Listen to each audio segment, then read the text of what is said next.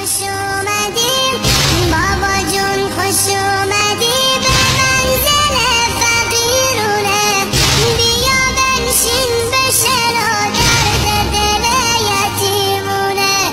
بابا جون خوش اومدیم، بابا جون خوش اومدی، قربون خاک قدمت.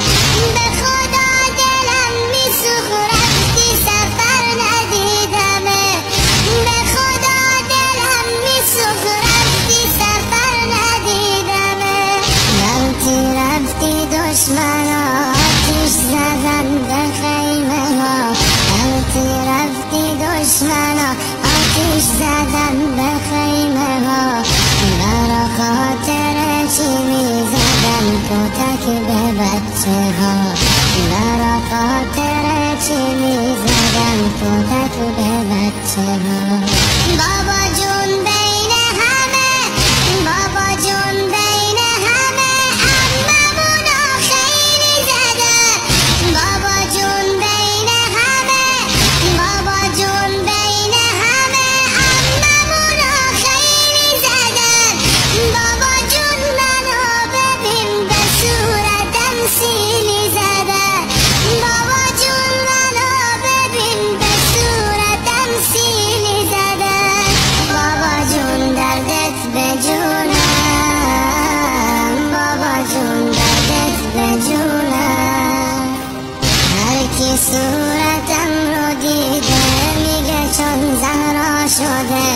هر کی صورتم رو دیده میگه چون زهرا شده.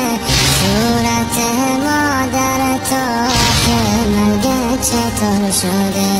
صورت مادر تو آخه مگه چطور شده؟ بابا جون داداش علی را به کجا بردی بابا؟ بابا جون داداش علی را به کجا بردی بابا؟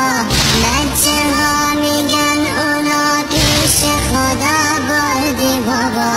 بچه ها میگن اونا پیش خدا بردی بابا. بابا جون به هم بگو بر سر تو چی اومده؟ بابا جون به هم بگو بر سر تو چی اومده؟ داداشم علی اکبر برا چی نیومده؟ داداشم علی اکبر برا چی نیومده؟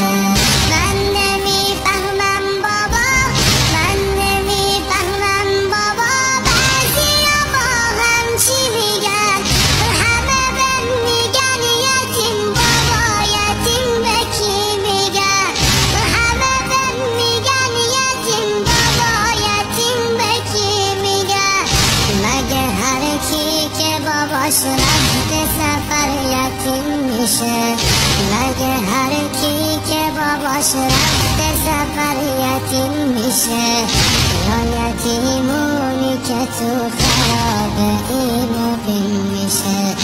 یا یتیمونی که تو خراب این